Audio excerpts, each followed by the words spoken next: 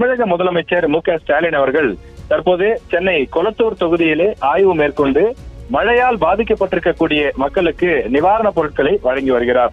தன்னுடைய சொந்த தொகுதியான கொளத்தூர் தொகுதியை தமிழக முதலமைச்சர் மு.க.ஸ்டாலின் அவர்கள் தற்போது ஆய்வு செய்து வருகின்றார். அங்கே அதிகாரிகளை அழைத்து எந்தெந்த பகுதிகள் பாதிக்கப்பட்டிருக்கின்றது, அந்த பகுதிகளில் இருக்கக்கூடிய மக்கள் பத்திரமாக மீட்கப்பட்டு தங்கு முகாம்களில் அவர்கள் வைக்கப்பட்டிருக்கிறார்களா, அவர்களுக்கான உணவு, போர்வை, குடிநீர் உள்ளிட்ட அத்தியாவசிய தேவைகள் பூர்த்தி செய்யப்பட்டிருக்கிறதா என்பதை தமிழக முதலமைச்சர் அவர்கள் தற்போது கேட்டறிந்து வருகின்றார். அதோடு இந்த ஆய்விலே முதலமைச்சரோடு சென்னை மாநகர மேயர், சென்னை மாநகர ஆணையர் ராதாகிருஷ்ணன் உள்ளிட்ட முக்கிய அதிகாரிகளும் பங்கேற்றிருக்கிறார்கள். இந்த புயல் காரணமாக, புயல் எதிரொலியாக மழை நீர் தொடர்ந்து சென்னையினுடைய பல்வேறு பகுதிகளிலும், சென்னையினுடைய புறநகர் பகுதிகளிலும் வெள்ளப்பெருக்கெடுத்து ஓடுகின்றது.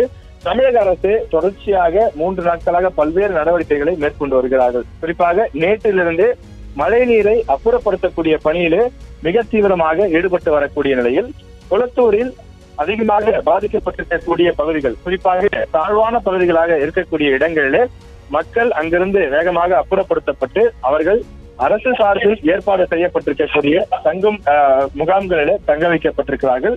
அரசு பள்ளிகள், கல்லூரிகள், அதே போல அரசு கட்டிடங்கள் ஆகியவற்றிலெல்லாம் நூற்றுக்கணக்கான மக்கள் தங்க வைக்கப்பட்டிருக்கிறார்கள்.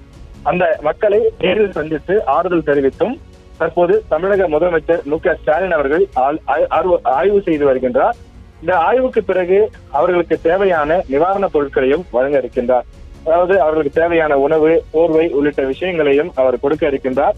தொடர்ந்து கொளத்தூரினுடைய பல்வேறு பகுதிகளுக்கும் தமிழக முதலமைச்சர் மு.க.ஸ்டாலின் அவர்கள் நேரில் சென்று ஆய்வு நடத்த இருக்கிறார்.